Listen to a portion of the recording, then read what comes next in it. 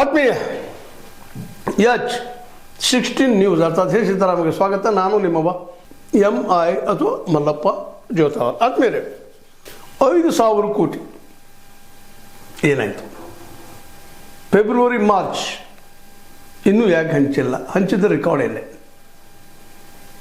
ಇದು ದೊಡ್ಡ ಪ್ರಶ್ನೆ ಆಗ್ತಾ ಇದೆ. ಅಧಿಕಾರಿಗಳು ತಪ್ಪು ಮಾಡಿದಾರ, ಸಚಿವರು ತಪ್ಪು ಮಾಡಿದಾರ, ಅಥವಾ ಸಿದ್ದರಾಮಯ್ಯ ತಪ್ಪು ಮಾಡಿದಾರ?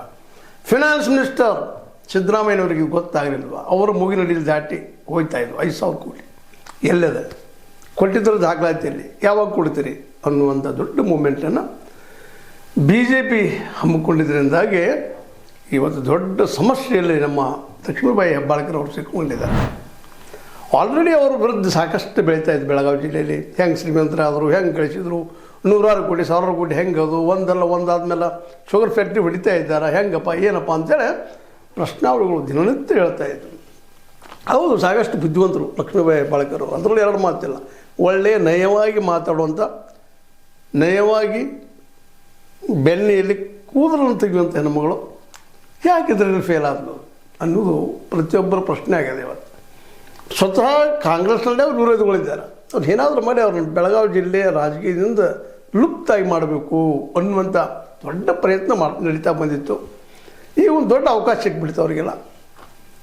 ಅದ್ರ ಜೊತೆ ಸಿದ್ದರಾಮಯ್ಯ ಹೆಸರು ಸಹಿತ ಗೆಲ್ಲಲಿಕ್ಕೆ ಶುರು ಆಗಿಬಿಡ್ತು. ಜೊತೆಗೆ ಕಾಂಗ್ರೆಸ್ಗೆ ದೊಡ್ಡ ಹೊಡೆತ. 5,000 ಕೋಟಿಯಲ್ಲೇ ಪಾರ್ಟಿಗೆ ಹೋಯ್ತಾ, ರಾಹುಲ್ ಗಾಂಧಿಯವ್ರಿಗೆ ಹೋಯ್ತಾ, ಮತಾರ ಹೋಯ್ತು ಅಂತ ಇವತ್ತು ದೊಡ್ಡ ಪ್ರಮಾಣದಲ್ಲಿ ಅದನ್ನು ಎಬ್ಸೋದ ಕೆಲಸವನ್ನು BJPಗರು ಮತ್ತು JDS ಅವರು ಕುಡ್ಕೊಂಡು ಮಾಡ್ತಾಯಿದ್ದಾರೆ.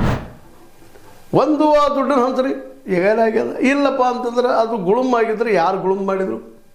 ಇಲ್ಲ ಅಧಿಕಾರಿಗಳು ತಪ್ಪಾಗಿದ್ರೆ ಅಧಿಕಾರಿಗಳು ಸಸ್ಪೆಂಡ್ ಮಾಡಿರಿ. ಇಲ್ಲ ಲಕ್ಷ್ಮೀಬಾಯಿ ಹೆಬ್ಬಾಳ್ಕರ್ ತಪ್ಪಾಗಿದ್ರೆ ಅವ್ರು ತಪ್ಪು ಮಾಡಿರಿ. ಇಲ್ಲ ಸಿದ್ದರಾಮಯ್ಯ 5,000 ಕೋಟಿ ಎಲ್ಲಿ ಹೊಡೆದ್ರು, ಅವರು ರಾಜೀನಾಮೆ ಕೊಡಲಿ ಅನ್ನುವಂಥ ಮಟ್ಟಿಗೆ ಇವತ್ತು ದೊಡ್ಡ ಹೋರಾಟವನ್ನು ಶುರು ಮಾಡ್ಬೇಕಂತ ಪ್ಲ್ಯಾನ್ ಮಾಡಿದ್ದಾರೆ BJPಗರು. ಮತ್ತು ಅದರಲ್ಲೂ ಇತ್ತೀಚೆಗೆ ನಡೆದಂಥ ಒಂದು ಅಲ್ಲಿಯ ಪಟ್ಟಣ ಪಂಚಾಯಿತಿ, ಇನ್ನೊಂದು ಒಂದು ದಕ್ಷಿಣ ಕನ್ನಡದಲ್ಲಿ ನಡೆದಂಥ ಎಲೆಕ್ಷನ್ದಲ್ಲಿ BJP ಎಲ್ಲ ಗೆದ್ದದು. ಹೀಗಾಗಿ ಅವ್ರು ಮತ್ತಷ್ಟು ಬಲ ಬಂದಂಗೆ ಆಗಿಬಿಡೋದು. ಇದನ್ನು ದೊಡ್ಡದು ಮಾಡೋದು. ಆಲ್ರೆಡಿ ಅವರನ್ನು ಆಜ್ಞೆ ಮಾಡಿದ್ದಾರೆ, ಆರ್ಡರ್ ಮಾಡಿದ್ದಾರೆ ಇಲ್ಲಿ ನಾಯಕರಿಗೆ, ನೀವು ಬಿಡ್ಕೊಡೋದು ಒಂದು ತಾರ್ಕಿಕ ಅಂತ್ಯದ ಮುಟ್ಟಿಸೇ ಬಿಡಬೇಕು ಇದನ್ನು. ಇದೊಂದಲ್ಲ, ಎಲ್ಲನೂ ಮುಡಾಸೆ ಎಬ್ಸುವಂಥ ಕೆಲಸಗಳು ಜೋರ್ದಾರಾಗಿ ನಡೀತಿದ್ದಾವೆ.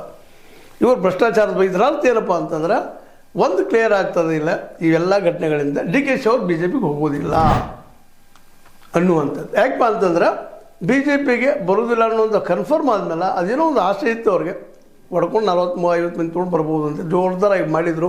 ಇತ್ತೀಚಿನ ಅವ್ರ ಹೇಳಿಕೆಗಳಿಂದಾಗಿ ಅದು ಟುಸ್ ಆದಂಗೆ ಕಾಣ್ತದೆ. ಅದಕ್ಕಾಗಿ ಈಗ ಇದ್ರ ವಿರುದ್ಧ ಭ್ರಷ್ಟಾಚಾರದ ಹೋರಾಟ ಜೋರು ಮಾಡಬೇಕು ಅನ್ನುವಂಥ ವಿಚಾರ, ಮುಡಾ ವಿಷಯ ಆಗಿರ್ಬೋದು, ಇದಾಗಿರ್ಬೋದು. ಈಗ ನಾಗೇಂದ್ರ ಕಡೆಯಿಂದ ನಿಮ್ಮ ವಾಲ್ಮೀಕಿ ಸಲುವಾಗಿ ರಾಜೀನಾಮೆ ತೆಗೆದುಕೊಂಡಿದ್ದದ ಎಲ್ಲ ಭ್ರಷ್ಟದಾರ ಅಂತ ಜೋಡು ಪ್ರಚಾರ ಮಾಡುವಂಥ ಕೆಲಸ ಮಾಡ್ತಾಯಿದ್ದಾರೆ. ಅದಕ್ಕೆ ಇವತ್ತು ಲಕ್ಷ್ಮೀಬಾಯಿ ಹೆಬ್ಬಾಳ್ಕರ್ ಅವರು ಬಲಿ ಆಗ್ತಾರಾ, ರಾಜೀನಾಮೆ ಕೊಡ್ತಾರಾ, ಇಲ್ಲ ಅಧಿಕಾರಿಗಳಿಂದ ರಾಜೀನಾಮೆ ಕೊಡಿಸ್ತಾರಾ, ಏನಿದು? ಯಾಕೆಂತಂದ್ರೆ ಆಲ್ರೆಡಿ ಸೆಪ್ಟೆಂಬರ್ ಅಕ್ಟೋಬರ್ ಕೊಟ್ಟಿದ್ದೀರಿ ಅಂತ ಹೇಳ್ತಾ ಇದ್ದೀರಿ. ಹೋದ ವರ್ಷದ ಬಜೆಟ್ದಲ್ಲಿ ಬಂದಿದ್ದು, ಇನ್ನು ಹೊಸ ಬಜೆಟ್ ಬರ್ತಾಯಿದೆ. ಒಂದು ಇಷ್ಟೊಳಗೆ ಕೊಡಲಿಲ್ಲ ಅಂತಂದ್ರೆ ಮುಂದಿನ ಬಜೆಟ್ನಾಗ ಹಾಕೋಕ್ಕೆ ಆಗೋದಿಲ್ಲ. ಅದು ಉಳಿಸ್ಕೊಂಡು ಹೋಗೋಂಥ ಸಾಧ್ಯತೆಗಳು ಇರ್ತಾವೆ. ಬೇಡ ಇದನ್ನ ಸ್ಕಿಪ್ ಮಾಡ್ಬೋದು. ಪಾಪ ಬಡ ಹೆಣ್ಣು ಮಕ್ಕಳು, ಗೃಹಲಕ್ಷ್ಮಿಯರು ಅಂತೇಳಿ ಅವ್ರ ಬಗ್ಗೆ ಇಲ್ಲದ ಕಾಳಜಿ ನಮ್ಮ BJPಗೆ ಇವತ್ತು ಬಂದುಬಿಟ್ಟದ. ಮಸಾಜದ ರೀ, ವಿರೋಧ ಪಕ್ಷ ಆಗಿದ್ದಾರೆ, ಅವ್ರಿಗೆ ಮತ್ತು ಬೆನಿಫಿಟ್ ಮಾಡ್ಕೊಳ್ಳೋರು. ಒಂದು ಎರಡನೇದು ಕಾಳಜಿ ತೋರಿಸೋರು ಅವ್ರ ಹೆಣ್ಮಕ್ಳು ಬಂದಾಗೆ. ಅವರಿದ್ದರೆ ಕೊಡ್ತಿದ್ರು, ಆ ಮಾತು ಬೇರೆ. ಬಟ್ ಈಗ ಕೊಡೋದಿಲ್ಲ, 2 ತಿಂಗಳು ತಪ್ಪದ. ಇದನ್ನು ನಾವು ದೊಡ್ಡ ಇಶ್ಯೂ ಮಾಡ್ಬೇಕಂತೇಳಿ ಅವ್ರು ಪ್ರಯತ್ನ ಮಾಡ್ತಾಯಿದ್ದಾರೆ. ಅದಕ್ಕೆ ಇವ್ರು ಬಲಿ ಆಗ್ತಾಯಿದ್ದಾರೆ. ಇವರಾಗಿನ ಕೊಟ್ಟು ಹಗ್ಗ ಕೊಟ್ಟು ಬಿಡಿಸ್ಕೊಳ್ತಾರೆ, ಅಥವಾ ಬಾರ್ಗಳು ಕೊಟ್ಟು ಬಿಡಿಸ್ಕೊಳ್ತಾರಲ್ಲ, ಇದಾವೆ. ಮೇಡಮ್ ಅವರು ಅದನ್ನು ಆವತ್ತೇ ಬಂದು ಹೇಳಿಲ್ಲ, ನನ್ನದು ಸ್ಕಿಪ್ ಆಗ್ಯದಪ್ಪ, ಮರ್ತದ, ಅಥವಾ ನಮ್ಮ ತಪ್ಪಾಗ್ಯದ, ನಮ್ಮ ಅಧಿಕಾರಿ ತಪ್ಪಾಗಿದೆ ಹೇಳಿಬಿಡೋದು ಮುಗಿದು ಬಿಡೋದತ್ತೆ ಅನ್ನೋದು. ಅದನ್ನು ಬಿಡಲಿಲ್ಲ. 3 ದಿನ ಜಗ್ಗಿದ್ರು. ಮತ್ತು ಅದಕ್ಕಾಗಿ ಅವ್ರು ಸರ್ವೇನೂ ಮಾಡಿಸಿದ್ರು BJPಗರು. ಹೌದು, ಹುಡುಕ್ತಾ ಇರ್ತಾರೆ ರೀ ಅವ್ರ ವಿರೋಧಿಗಳು. ಸಹಜದ ಪಾಪ ಅವ್ರಿಗೆ ಅಧಿಕಾರಿ ಹಿಡ್ಕೋಬೇಕಲ್ಲ. ನೆಕ್ಸ್ಟ್ 2022ಕ್ಕೆ ಇವರು ಟವಲ್ ಹಾಕ್ತಾ ಇದ್ದಾರೆ. ಸತೀಶ್ ಅವರೊಮ್ಮೆ ಟವಲ್ ಹಾಕ್ತಾರೆ, ಅಂತಾರೆ ನಾವು DK ಶಿ ನಾವೊಮ್ಮೆ ಹಾಕ್ತೀನಿ ಅಂತಾರೆ, ಸಿದ್ದರಾಮಯ್ಯ ನಾ ಬಿಡೋದಿಲ್ಲ ಅಂತ ಹೇಳ್ತಾರೆ. ಇವರು ಕಳೆದಾಗ ಇವತ್ತು ವೀಕ್ ಆಗ್ಯದ ಕಾಂಗ್ರೆಸ್. ಅದು ಸುಳ್ಳಿನಲ್ಲ, ಒಳ್ಳೆಯ ಗ್ಯಾರಂಟಿ ಕೊಟ್ಟು ಎಲ್ಲ ಕೊಟ್ಟು ಇವತ್ತು ಹೆಸರುಗಿಡಿಸ್ಕೊಳ್ಳೋಂಥದ್ದು. ನೋಡಿರಿ, ಏನೋ ಅಂತಾರಲ್ಲ, 29 ದಿವಸ ಒಳ್ಳೆಯ ಕಾರ್ಯ ಮಾಡಿ 1 ದಿವಸ ತಪ್ಪಾಯ್ತು ಅಂದ್ರೆ ಅದೆಲ್ಲ ಮರೆತು ಹೋಗ್ಬಿಡುತ್ತಂತ. ಇದು ಸತ್ಯ ನೋಡಿರ್ತಾರೆ. ಸ್ವತಂತ್ರವಾದ ಮೀಡಿಯಾಗೆ ಬೇಕಾಗಿರುವುದು ಸ್ವತಂತ್ರ ಧ್ವನಿ.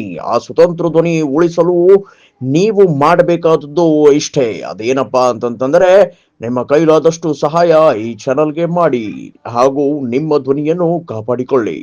ಸಿಗ್ತಾ ಇದ್ದಾರೆ ಮುಡಾದಲ್ಲೇ. ಸಿಕ್ಕಾಕೊಂಡ್ರು, ವಾಲ್ಮೀಕಿಯಲ್ಲಿ ಸಿಕ್ಕಾಕೊಂಡ್ರು, ಈಗ ಇದು ಬಂದದ, ಇದರಲ್ಲೂ ಸಿಕ್ಕಾಕೊಳ್ಳೋರು 5,000 ಕೋಟಿಯಲ್ಲಿ ಅವರು ಅಷ್ಟೇ ಕೇಳ್ತಾ ಇದ್ದಾರೆ. ಮೂವ್ಮೆಂಟ್ ಸ್ಟಾರ್ಟ್ ಮಾಡೋರೆಲ್ಲ ಮಾಡೇ ಮಾಡ್ತಾರೆ.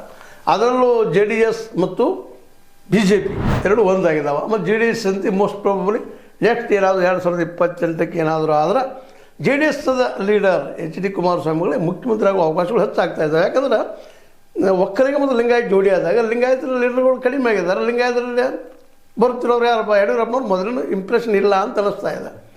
ಹೀಗಾಗಿ ಯಡಿಯೂರಪ್ಪನ ಮತ್ತು ವಿಜಯೇಂದ್ರ ಬದಲಿಗೆ ಸೇರಿಸಿ ಇನ್ನೊಂದು ಡೆವಲಪ್ಮೆಂಟ್ ಆಗ್ತಾ ಇದೆ. ಮೋಸ್ಟ್ಲಿ ನಮ್ಮ ಏನಪ್ಪ ಅಂತಂದರೆ ಬಸವಗೌಡ ಪಾಟೀಲ್ ತಾನು ಒಳಗೆ ತೊಗೊಂಡು ಲಿಂಗಾಯತ್ ಮತ್ತು ಒಕ್ಕಲಿಗ ಕಾಂಬಿನೇಷನ್ ಮಾಡಿ ಮುಂದೆ ಇಲೆಕ್ಷನ್ ಆಗುವಂಥ ಸಾಧ್ಯತೆಗಳಿದ್ದಾವೆ.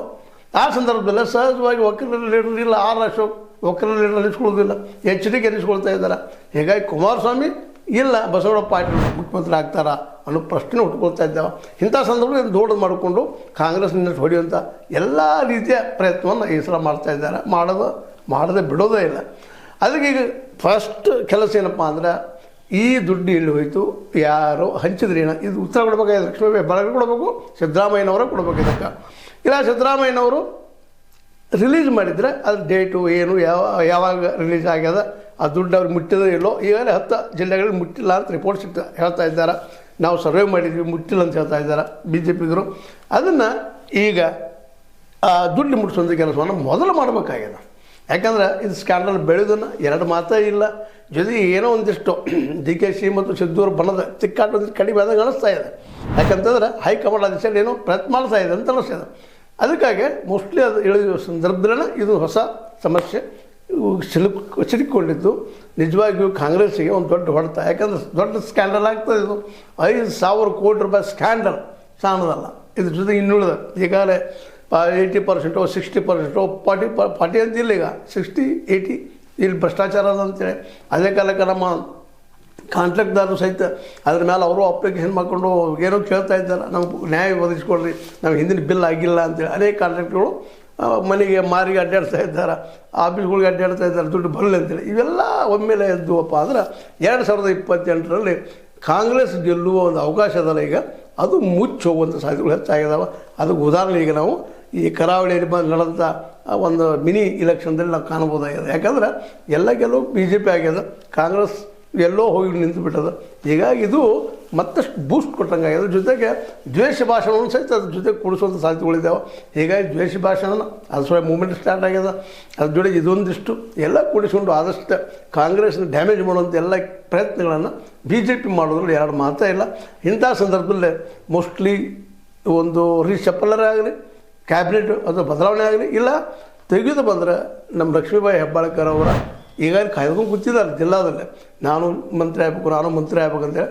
ಮೋಸ್ಟ್ಲಿ ಲಕ್ಷ್ಮೀಬಾಯಿ ಹೆಬ್ಬಾಳ್ಕರ್ ಅವರು ಗೋ ಟು ಬ್ಯಾಕ್ ಅಂತ ಮನೆಗೆ ಹೋಗುವಂಥ ಪ್ರಸಂಗ ಬರ್ಬೋದೇನೋ ಅಂತ. ಯಾಕಂತಂದ್ರೆ BJPಯ ದೊಡ್ಡ ಮಟ್ಟದ ಹೋರಾಟಕ್ಕೆ ಇವರು ಕಾರಣಕರ್ತರಾದರೆ ಇವತ್ತು ನಮ್ಮ ಲಕ್ಷ್ಮೀಬಾಯಿ ಹೆಬ್ಬಾಳ್ಕರ್ ಅವರು. ಹೀಗಾಗಿ ಲಕ್ಷ್ಮೀಬಾಯಿ ಹೆಬ್ಬಾಳ್ಕರ್ ಅವರು ಈ ಕಡಿಮೆ ಅವಧಿಯಲ್ಲಿ ಗಳಿಸಿದಂಥದ್ದನ್ನು ಸ್ವಲ್ಪ ಏನು ಹೆಸರು ಆಯಿತು, ಅದ್ರ ಜೊತೆಗೆ ಒಂದಿಷ್ಟು ಆದಾಯ ಅಥವಾ ಆಸ್ತಿ ಮೋಸ್ಟ್ಲಿ ಅವ್ರಿಗೆ ಹಿರಿ ಆಯ್ತೇನೋ ಅನ್ನುವಂಥ ಮಾತನ್ನು ಈ ಸಂದರ್ಭ ನೆನಪಿದ. ಏನೂ ಇರಲಿ, ಇದು ಉತ್ತರ ಕೊಡುವಂಥದ್ದು ಆಗಬೇಕು ಲಕ್ಷ್ಮೀಬಾಯಿ ಹೆಬ್ಬಾಳ್ಕರ್ ಅವರಿಂದ. ಅಥವಾ 5,000 ಕೋಟಿ ರೂಪಾಯಿ ಅದ, 1 ಅಲ್ಲ 2 ಅಲ್ಲ, 5,000 ಕೋಟಿ ರೂಪಾಯಿಗಳು ಬಿಡುಗಡೆ ಆಗಬೇಕು 2 ತಿಂಗಳದ. ಅಂದ್ರೆ 1.26 ಲಕ್ಷ ಜನಕ್ಕೆ ಹೋಗಿ ಮುಟ್ಟಬೇಕಾಗ್ಯದ. 1.24 ಲಕ್ಷ ಮಂದಿಗೆ 5,000 ಕೋಟಿ ರೂಪಾಯಿ ಹೋಗಿ ಮುಟ್ಟಬೇಕಾಗ್ಯದ. ಮುಟ್ಟುತ್ತದನ ಇದನ್ನು ಪರಿಹಾರ ಮಾಡ್ಕೊತಾರೆ ಲಕ್ಷ್ಮೀಬಾಯಿ ಹೆಬ್ಬಾಳ್ಕರ್ ಅವರು. ಈ ಒಂದು ಸಮಸ್ಯೆ ಹೊರಗೆ ಬರ್ತಾರೆ. ಮತ್ತು ಒಂದು ಹೊರಗೆ ಬರದೇ ಹೋದ್ರೆ ಸಿದ್ದರಾಮಯ್ಯರು ಇವರನ್ನು ಆದರೆ ಇಳಿಸ್ತಾರೆ.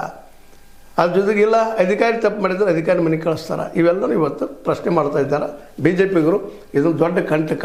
ನಮ್ಮ ಲಕ್ಷ್ಮೀಬಾಯಿ ಹೆಬ್ಬಾಳ್ಕರ್ ಅವ್ರಿಗೆ ಉತ್ತರ ಕೊಡಬೇಕಾಗಿದ್ದು ಅವರ ಇವತ್ತಿನ ಅನಿವಾರ್ಯ ಕರ್ಮ. ಇಲ್ಲ ಆದರೆ ಮನೆಗೆ ಹೋಗುವಂಥದ್ದು ಸಾಧ್ಯತೆ ಹೆಚ್ಚಾಗಿದ್ದಾವೆ ಅಂತೇಳಿ ಮಾತಾಡ್ಕೊಳ್ತಾ ಇದ್ದಾರೆ ಜಿಲ್ಲೆ ತುಂಬ ಅಂತೇಳಿ. ನಮ್ಮ ಅನಿಸಿದ ಕೆಲವು ಮಾತಾಡಿದ್ವಿ. ನಿಮ್ಮ ಲೈಕ್ ಮಾಡಿ, ಶೇರ್ ಮಾಡಿ, ಕಮೆಂಟ್ ಮಾಡಿ, ಜೊತೆ ಸಬ್ಸ್ಕ್ರೈಬ್ ಮಾಡಿ. 16 ನ್ಯೂಸ್ ಅರ್ಥಾತ್ ಸೀತಾರಾಮ್ ಸತ್ಯದ ಕೈಗಳಲ್ಲಿ ವಂದನೆಗಳು.